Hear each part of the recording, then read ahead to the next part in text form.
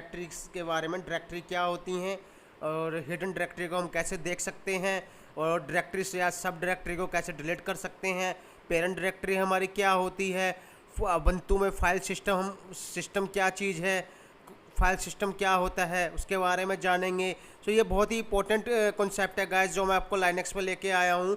सो ये वीडियोस मेरी कंप्लीट देखना, आपको बहुत अच्छी चीज़ें इसमें पता लगेगी।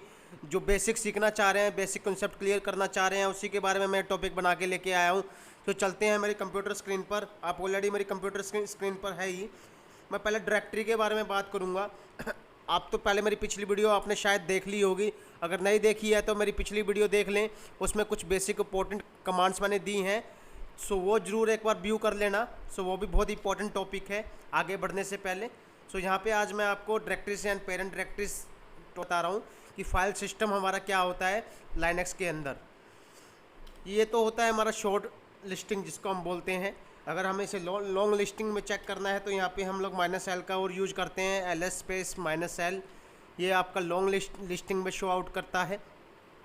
अगर मैं आगे बात करूँ ls -l और मैं a भी लगाता हूँ तो a डिस्क्राइब करता है हिडन फाइल्स को। सो ये देखिए मेरी यहाँ पे कुछ फाइल्स नहीं आ रही थी और यहाँ पे मेरी हिडन फाइल्स भी शो होने लगी है गाइस, ठीक है। सो ls स्पेस -l तो हो गया लॉन्ग लिस्टिंग एंड a हो गया हमारा हिडन फाइल लिस्टिंग शो करने के लिए, एंड ls का मतलब हो गया हमारा लिस्टिंग। सो ये सिनेरियो तो आपको समझ में आ गया। अब आगे मैं दिखाता हूँ आपको। अब आता है pwd। pw is known as parent working directory. pw is known as parent working directory. हम लोग जिस डायरेक्टरी में काम कर रहे हैं उस डायरेक्टरी को हम शो कर देगा यहाँ पे। सो आप लोग इस कमांड को यूज़ करके पेरेंट वर्किंग डायरेक्टरी को देख सकते हैं कि आप कौन से डायरेक्टरी में काम कर रहे हैं। सो ये आपको शो आउट करेगा। अब हम बात करते हैं, ठीक है, करंट डायरेक्टरी क्या होती है हमारी। अगर मैं करंट डायरेक्टरी की बात करूं, अगर ये सिंगल जो आपको डॉट दिख रहा है, डबल डॉट दिख रहा है, इसका मतलब क्या है। सिंगल डॉट आपको डिस्क्राइब करता है guys current directory. For example हमारा होम ही हमारी करंट डायरेक्टरी है और उसके अंदर जो फोल्डर है वो हमारा पेरेंट वर्किंग डायरेक्टरी है जिसके अंदर मैं काम कर रहा हूँ। pwd का मैं यूज़ करूँ तो अब मैं अपना पेरेंट वर्किंग डायरेक्टरी में आ गया हूँ। इससे पहले क्या था हमारा होम, वो करंट डायरेक्टरी था। तो जो डॉट वो आपको डिस्क्राइब कर रहा है, एक तो ये करंट डायरेक्टरी डिस्क्राइब कर रहा है, डबल डॉट आपको पेरेंट वर्किंग डायरेक्टरी के बारे में डिस्क्राइब कर रहा है। सो बहुत ईजिली है। सो अब हम बात करेंगे डायरेक्टरी कैसे क्रिएट करते हैं। सो मैं एक डायरेक्टरी क्रिएट करता हूँ गाइस। मैं डायरेक्टरी की जो कमांड है आपको ये मिलेगी। सो मैं एक डायरेक्टरी क्रिएट कर लेता हूँ। यहाँ पे परमिशन दे देता हूँ, मैं सूडो लगा के डायरेक्टरी क्रिएट कर लेता हूँ क्योंकि परमिशन मांग रहा है वो एडमिन राइट्स की। सो सूडो लगा के डायरेक्टरी क्रिएट कर लेते हैं। सो मैंने एक डायरेक्टरी क्रिएट कर ली। एक बार चेक कर लेते हैं डायरेक्टरी क्रिएट हुई कि नहीं। सो यहाँ पे मैं दिखाता हूँ आपको, खन्ना के नाम पे डायरेक्टरी दिखा रही है, ठीक है। डायरेक्टरी क्रिएट हो गई। अगर मैं इसको रिमूव करना चाहता हूँ, रिमूव करने के लिए बहुत ही ईजी कमांड है, सूडो लगा लें आगे। सो आप इसको सेम कमांड से, मतलब rmdir से आप डायरेक्टरी रिमूव कर सकते हैं, mkdir से आप डायरेक्टरी क्रिएट कर सकते हैं। सिंपल कमांड है गाइस। रिमूव का कमांड है rmdir और क्रिएट का कमांड है mkdir, ठीक है। अब मैं इसको करूँगा तो मेरा डायरेक्टरी रिमूव हो गया। अगर मेरे को चेक करना है आप सेव कमांड से चेक कर सकते हैं, यहाँ पे कोई डायरेक्टरी नहीं है, ठीक है गाइस। तो दोबारा एक डायरेक्टरी क्रिएट करके मैं आपको कुछ एक सब डायरेक्टरी क्रिएट करके दिखाता हूँ कि सब डायरेक्टरी कैसे क्रिएट कर सकते हैं।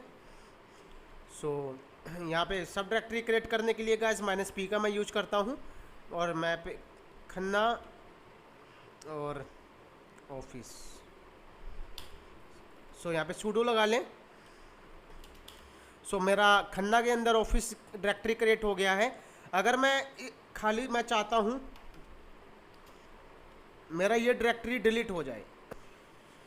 सो गाइस अभी जो डायरेक्टरी मैंने पेरेंट डायरेक्टरी बनाया वो डायरेक्टरी देखिए आपका, ये हमारा पेरेंट डायरेक्टरी के, जैसे कि मैंने बताया था किसी नाम से मैं डायरेक्टरी बना रहा हूँ, मेरा पेरेंट डायरेक्टरी होता है। तो मैंने खन्ना डायरेक्टरी बनाई थी ऑफिस के अंदर, एक खन्ना डायरेक्टरी मैंने बना दी और मेरा ऑलरेडी बाय डिफ़ॉल्ट चला गया।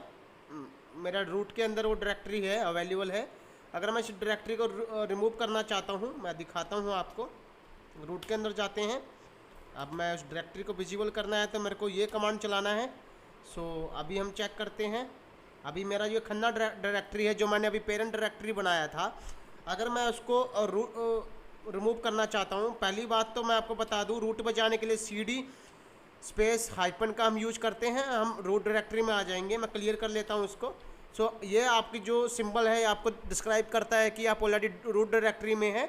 कमांड मैंने आपको जैसे कि बताया। अब मैं वो जो पेरेंट डायरेक्टरी मैंने अभी बनाया था, ये कमांड यूज करके मैं आपको दोबारा दिखा देता हूँ। कमांड मैं दोबारा लिख लेता हूँ, वो कमांड मैं आपको नॉर्मली दिखा देता हूँ। -P आपका पेरेंट डायरेक्टरी के लिए यूज हो रहा है, नॉर्मली पता लग रहा है। और मैंने वो डायरेक्टरी बनाया था खन्ना, और किसके अंदर, ऑफिस एक डायरेक्टरी मैंने बना दिया था। ठीक है, इस डायरेक्टरी मैंने बनाई थी, और जो दिखाएगा आपको डायरेक्टरी, ये दिखा रहा है खन्ना। ठीक है, अगर मैं इसको रिमूव करना है, क्या मैं इसको इस कमांड से रिमूव कर पाऊँगा? मैं आपको दिखाता हूँ। क्या ये डायरेक्टरी रिमूव होगी? नहीं। अगर मैं सूडो भी लगा के करता हूँ, ये मेरी डायरेक्टरी रिमूव नहीं होगी, क्योंकि मेरी डायरेक्टरी एम्प्टी नहीं है, खाली नहीं है। आप कैसे इसको रिमूव कर सकते हो? दो तरीके हैं इसके। या तो आप एक काम करें, पहले खन्ना में जाएं और यहाँ पे लिस्ट करें। पहले आप इस ऑफिस को डिलीट कर लें। ठीक है, ऑफिस को डिलीट करने के लिए सेम कमांड है। ठीक है, सूडो लगा लें यहाँ पे। ठीक है, पहले तो ऑफिस को डिलीट कर लें। अब तो आपकी ऑफिस डायरेक्टरी डिलीट हो गई। अगर मैं लिस्ट करूँगा तो कोई डायरेक्टरी नहीं दिखा रहा। क्लियर कर लेते हैं। अब आप खन्ना डायरेक्टरी में दोबारा जाने के लिए पहले रूट पे आ जाएं। ठीक है, अब आप खाली खन्ना डायरेक्टरी को रिमूव करना चाहते हैं, सो पहले मैं ls-la करूँगा। सो मेरी ये खन्ना डायरेक्टरी ये रही। ठीक है, विजिबल हो रही है। अब मैं अगर इसके अंदर जाऊँ तो इसके अंदर मैं देखूँगा कुछ नहीं है मेरा। देखिए कुछ नहीं है, खाली है मेरी डायरेक्टरी। जो मैंने ऑफिस नाम से एक डायरेक्टरी बनाई थी, सब डायरेक्टरी, वो मैंने डिलीट कर दी उस खन्ना डायरेक्टरी के अंदर जाके। अब इसको क्लियर करते हैं। मैं दोबारा रूट पे आता हूँ। अब मेरे को ये डायरेक्टरी रिमूव करनी है, तो ये डायरेक्टरी मैं अब इजीली रिमूव कर सकता हूँ। तो उसके अंदर जितनी भी हमारी फाइल्स थी, वो पहले मैंने उसको रिमूव किया, फिर मैंने खन्ना डायरेक्टरी को रिमूव कर दिया। अगर मैं दोबारा डायरेक्टरी क्रिएट करता हूँ, फॉर एग्जांपल मैं फिर से डायरेक्टरी क्रिएट करता हूँ, एक डायरेक्टरी दोबारा बना लेते हैं। ठीक है,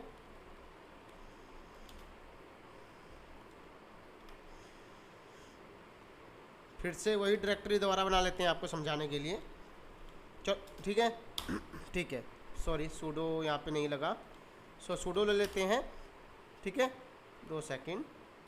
मैंने पेरेंट डायरेक्टरी नहीं ली, यहाँ पे -P लगेगा। सो ये डायरेक्टरी मैंने दोबारा बना लिया। अब मैं दोबारा करता हूँ लिस्टेड। सो ये डायरेक्टरी मेरी दोबारा बन गई। अब इसके अंदर मैं देखूँ तो आपको एक फोल्डर जो ऑफिस के नाम से मैंने बनाया था वो दिखेगा। ये देखिए, अगर आपको ऐसे नहीं देखना टैब के जरिए तो आप ls करा कर देख सकते हैं। देखिए ये रही। सो अगर आप चाहते हैं आप बिना अंदर जाए मल्टीपल फाइल को डिलीट करें, सब डायरेक्टरी को आप डिलीट ना करें, आप चाहते हैं यार मैं एक कमांड चलाऊं मेरी डायरेक्टरी भी डिलीट हो जाए, उसके अंदर जो मल्टीपल डायरेक्टरी बनी हुई है वो भी डिलीट हो जाए, तो उसके लिए क्या करना है गाइस? पहले फिर से मैं रूट में आ जाता हूँ, जिस भी ऑप्शन में आप आ जाएँ। सो आपको क्या करना है, आपकी जो डायरेक्टरी है उसको रिमूव कर देगा। ये देखिए इस कमांड से मैंने डायरेक्टरी को रिमूव कर दिया। ठीक है, सो अब मैं व्यू करूँगा ls-la। सो वो जो खन्ना की डायरेक्टरी थी मेरी, वो सिंगल कमांड से डिलीट हो गई। उसके अंदर जो सब डायरेक्टरी बनी थी वो भी डिलीट हो गई। सो इस कमांड के जरिए आप मल्टीपल डायरेक्टरीज डिलीट कर सकते हैं सिंगल कमांड से, अगर आपकी डायरेक्टरी के अंदर सब डायरेक्टरी बनी हुई है तो। सो ठीक है, आगे बढ़ते हैं। अगर आपको होम डायरेक्टरी में जाना है, होम डायरेक्टरी में जाने के लिए इस सिंबल का यूज होता है। आप ध्यान से देखिए, अब मैं होम डायरेक्टरी में आ जाऊंगा। ठीक है, अब मैं होम डायरेक्टरी में हूँ। सो होम डायरेक्टरी में आप इस तरह जा सकते हैं। अगर रूट के बारे में बता दिया, रूट में जाना है तो रूट से आप इस डायरेक्टरी में जा सकते हैं। सो अब रूट में आ जाएंगे, दोबारा होम में जाना है तो फिर से सिंबल का यूज करें, आप होम डायरेक्टरी में आ जाएंगे। ठीक है गाइस, सो आगे मैं आपको कुछ कमांड्स के बारे में और बता देता हूँ जो बहुत इंपॉर्टेंट कमांड्स हैं। अगर मान लीजिए मैंने एक फाइल क्रिएट करी, एक डायरेक्टरी क्रिएट कर लेते हैं। चलो मैं आपको एग्जांपल के लिए दिखाता हूँ। सुडो मैं होम के अंदर ही डायरेक्टरी क्रिएट कर रहा हूँ, खन्ना। मैंने डायरेक्टरी क्रिएट कर दी। ठीक है, अब मेरी डायरेक्टरी कहाँ है? ये रही खन्ना, मेरे होम के अंदर ही दिखा रही है। कि भाई खन्ना डायरेक्टरी है और मेरे को उसको मूव करना है। मूव कैसे करेंगे, पहले सूडो का यूज़ ले लें, एडमिन राइट्स मिलता है इससे, एडमिन राइट्स लगाना बहुत ज़रूरी है, तो सूडो यूज करें एडमिन राइट्स के लिए। एमबी कमांड यूज होता है मूव के लिए, सिंपल सी बात है। यहाँ पे जाएंगे, किस डायरेक्टरी के बारे में बात कर रहे हैं आप, यहाँ बात कर रहा हूँ मैं खन्ना डायरेक्टरी के बारे में। अब मुझे ये डायरेक्टरी मुझे डालनी है यार पब्लिक के अंदर या टेम्पलेट के अंदर या पिक्चर के अंदर, चलो म्यूजिक के अंदर डालते हैं। अब यहाँ पे क्या करना है आपको, पहले तो कुछ नहीं करना, होम डायरेक्टरी कौन सी है हमारी, होम है ये, ठीक है। अब उस डायरेक्टरी के अंदर वो फाइल, जो फाइल है आपकी उसके अंदर आपको जाना है, ठीक है,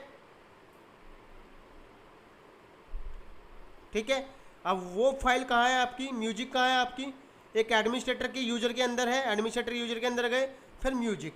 अब देखिए आपकी ये फाइल मूव हो गई म्यूजिक के अंदर, ठीक है। अब कैसे देखेंगे फाइल मूव हुई कि नहीं हुई, आप अपना डायरेक्टरी का नाम डालेंगे, ठीक है, एलएस करेंगे, जो खन्ना डायरेक्टरी थी मेरी यहाँ पे मूव हो गई। सो होम के अंदर जो हमारा पहले क्या था, होम के अंदर हमने क्या किया, सिंपल सी बात है, होम के अंदर हमारा एक यूजर था एडमिनिस्ट्रेटर नाम से, और यूजर के अंदर हमारे जो होम डायरेक्टरी के अंदर थी वो म्यूजिक फाइल थी, वो म्यूजिक फोल्डर था, सॉरी, तो फोल्डर के अंदर हमने इस कमांड से उस डायरेक्टरी को मूव कर दिया, ठीक है। सो ये कमांड भी आपकी बहुत इंपॉर्टेंट है, आप कैसे मूव कर सकते हैं किसी भी चीज़ को, ठीक है गाइस, ओके। सो आगे बढ़ते हैं। अब मैं आपको बताता हूँ कुछ इंपॉर्टेंट्स, फाइल स्ट्रक्चर के बारे में बताऊँगा आपको मैं।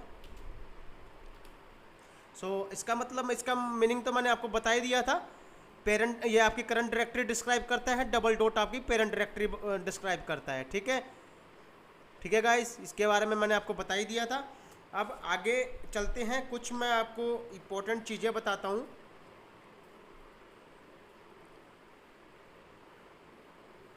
गाइस फाइल स्ट्रक्चर के बारे में बताने जा रहा हूँ। सो ये तो हमारा कॉन्सेप्ट क्लियर हो गया। अब आते हैं फाइल स्ट्रक्चर में। फाइल स्ट्रक्चर क्या है, ठीक है। अगर मैं बात करूँ रूट के बारे में, जी जितनी फाइलें आप देख रहे हो ना, इन दोनों को छोड़ के, ये तो हमारी नॉर्मल फाइल मैंने क्रिएट करी है खुद, ये जो टोटल फाइल्स हैं, ये आपकी टोटल फाइल्स हैं, ये जितनी भी टोटल फाइल्स हैं ये आपके रूट के अंदर है। किसके अंदर है, रूट के अंदर है। और रूट के अंदर की मैं बात करूँ, जो माई कंप्यूटर के अंदर जितनी भी फाइल बनती हैं वो टोटली आपकी एज अ रूट स्टोर होती हैं, और जितना भी सिस्टम आपका वर्क कर रहा है टोटली रूट पे वो वर्क कर रहा है। ऑपरेट आप सिस्टम कर रहे हो, जितने भी आपकी फाइलें हैं, चाहे उस पर यूजर काम कर रहा है, चाहे उस पर आप मीडिया लगा रहे हो, जितने भी काम हो रहे हैं आपके इस रूट के अंदर हो रहे हैं, ठीक है। सो जैसे कि हमारा, अगर मैं बात करूँ विंडोज सी ड्राइव होता है हमारा, ऐसे ही ubuntu में थोड़ा सा स्ट्रक्चर अलग होता है, चीज़ वही है। सो यह भी एक तरह से आप इसको विंडोज सी बोल सकते हो, लुक वाइज अलग है। जैसे सी के अंदर हमारे प्रोग्रामिंग फोल्डर होते हैं, बहुत सारे फोल्डर होते हैं, तो विंडोज़ के जितने भी स्ट्रक्चर फोल्डर होते हैं वहीं बनते हैं, तो ऐसे ही स्ट्रक्चर फोल्डर एक रूट के अंदर, इसके अंदर बन जाते हैं। सो आगे मैं दिखाता हूँ आपको। अब चलते हैं रूट, आपको मैं एक डायग्राम के जरिए सिखाऊंगा। सो पहले बात करते हैं विन क्या है, आपका यूजर बाइनरी है, ठीक है, इसके बारे में अभी डिस्क्राइब करते हैं। एसविन क्या है, सिस्टम बाइनरी है। ETC क्या है, कॉन्फ़िगरेशन फाइल है। और देव क्या है, डिवाइस फाइल्स हैं। और प्रोक क्या है, प्रोसेस इन्फॉर्मेशन है। वार क्या है, वेरिएबल्स हैं। और TMP क्या है, टेम्परेरी फाइल्स हैं। और USR यूजर क्या है, यूजर प्रोग्राम। और होम क्या है, होम डायरेक्टरी। और बूट क्या है हमारा, बूट लोडर फाइल्स। और लिब क्या है, सिस्टम लाइब्रेरी। OPT का मतलब क्या है, option add on apps. MNT का ऑप्शन क्या है, माउंट डायरेक्टरी। मीडिया का मतलब क्या है, रिमूवल डिवाइस। SRB का मतलब क्या है, सर्विस डाटा। सो पहला हम बात करेंगे रूट क्या है। जैसे कि मैंने गाइस आपको बताया, जितनी भी सिंगल फाइल जो डायरेक्टरी हमारी स्टार्ट होती है वो रूट से ही होती है। एक बोल सकते हो आप इसको, ubuntu में इसको ट्री बोला जाता है, ये ट्री की तरह काम करता है, ठीक है। सो जितने भी आप काम करते हो, टोटल सिस्टम का काम, सो सारा चीज़ वो आपके रूट डायरेक्टरी के अंदर स्टोर होता है, ठीक है। सो रूट का मतलब आपने समझा, रूट आपकी एक मेन डायरेक्टरी है। जैसे कि अब मैं बात करूँ विंडोज़ में आपका लोकल डेस्क सी होता है, ऐसे ही आपका रूट डायरेक्टरी होता है, ठीक है।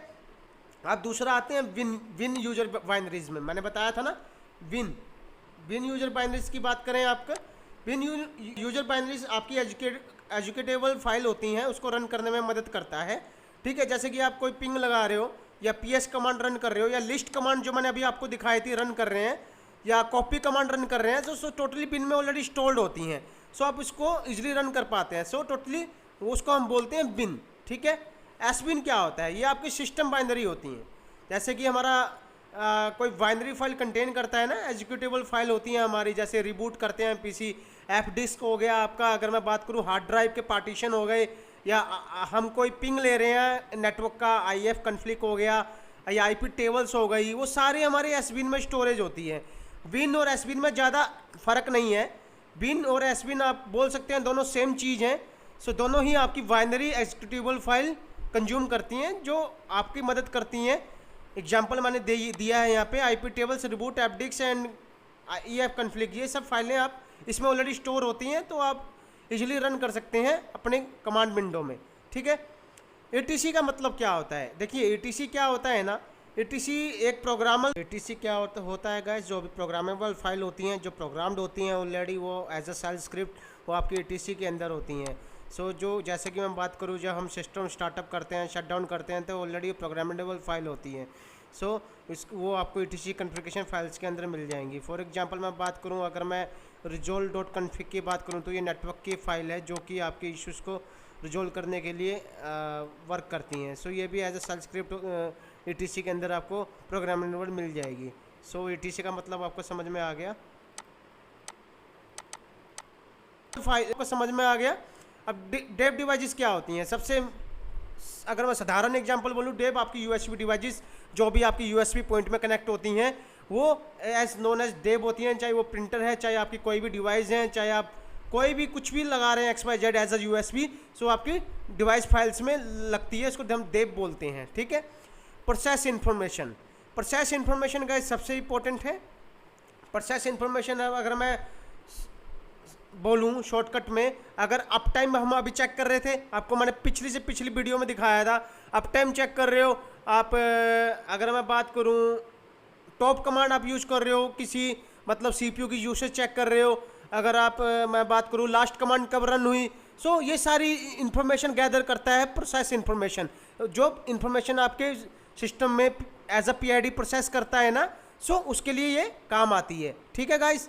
सो अगले मैं बात करूँ वार, वेरिएबल फाइल। तो वार स्टैंड फॉर वेरिएबल फाइल, ठीक है। वेरिएबल फाइल क्या होती है गाइस, जो आप अगर मान लीजिए प्रिंटर कंसेप्ट की बात करूँ, मान लीजिए आपने कोई डाटाबेस बना रखा है अपने मेल सर्वर का, या आप होस्टिंग सर्विसेज यूज़ कर रहे हैं, तो जितने भी डाटाबेस क्रिएट होते हैं वो आपके टोटली वार के अंदर क्रिएट होते हैं। सो आपको बताया सिंपल फंडा है।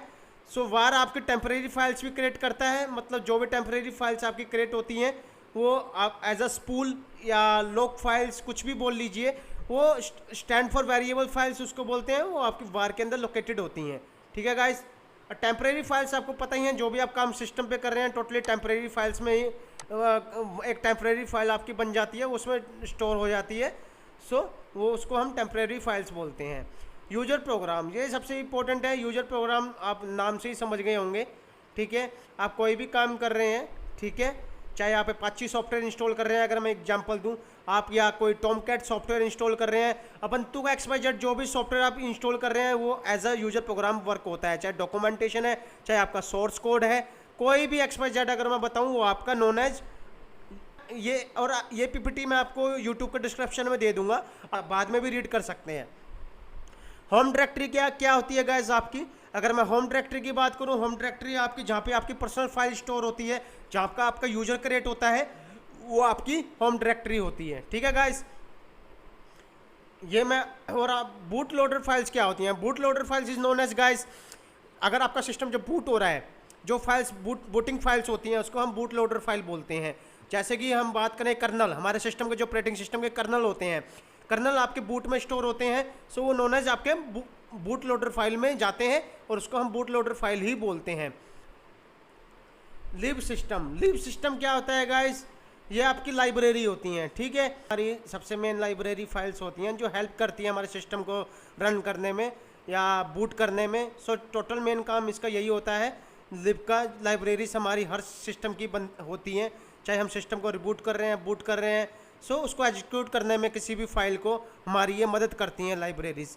सो ऑप्ट स्टैंड फॉर ऑप्शनल, ये एड-ऑन एप्लीकेशन है। अगर आप कोई भी अपना एड-ऑन एप्लीकेशन इंस्टॉल कर रहे हैं, कोई वेंडर का सॉफ्टवेयर इंस्टॉल कर रहे हैं, सो आइदर वो ओपीटी में इंस्टॉल होता है, ठीक है, या वो सब डायरेक्टरी में इंस्टॉल होता है। तो सिंपली मैं इसको बोलूँगा कि एप्लीकेशन इंस्टॉल करने के लिए इस ऑप्ट का यूज़ किया जाता है, ठीक है। MNT आपकी माउंट डायरेक्टरी है, जो आपका माउंट डायरेक्टरी होता है, जैसे कि मैं बात करूँ जो टेम्परेरी माउंट डायरेक्टरी हम इसको बोलते हैं, ठीक है। और मीडिया रिमूवल मीडिया डिवाइस तो आप सिंपल भाषा में समझ गए होंगे, CD-ROM मीडिया मोबाइल, आपका मोबाइल या आपका पेन ड्राइव या जो भी आप media as a media use कर रहे हैं वो आपका मीडिया रिमूवल डिवाइस में आता है। सो सर्विस डाटा, आपका service data is contain server specific service related data, जो भी आपका डाटा होता है सर्विस रिलेटेड उसको ये CV सो डाटा को ये कैप्चर करने में हेल्प करता है, तो उसको हम नोन एज बोलते हैं सर्विस डाटा, ठीक है। सो ये था वो मेन इन्फॉर्मेशन। सो होप आपकी वीडियो पसंद आई होगी।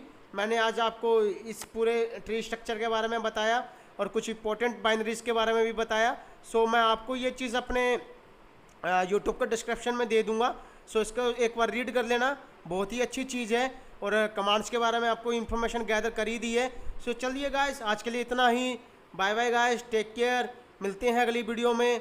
सो बाय बाय, जय हिंद, जय भारत।